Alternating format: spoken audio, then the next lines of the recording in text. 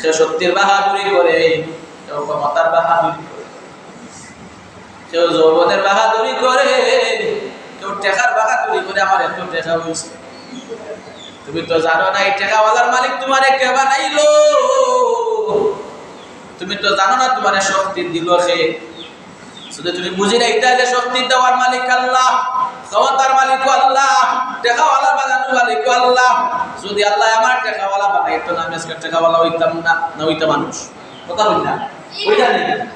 যত মানুষ টাকাওয়ালা আছে সমস্ত টাকাওয়ালা আল্লাহ বানাইছে, যত মানুষ গরিব আছে সমস্ত মানুষ গরিব আল্লাহ বানাইছে। আল্লাহ দুনিয়ার জমিনে গরিব ধনী বানাইয়া আল্লাহ পরীক্ষা করেন।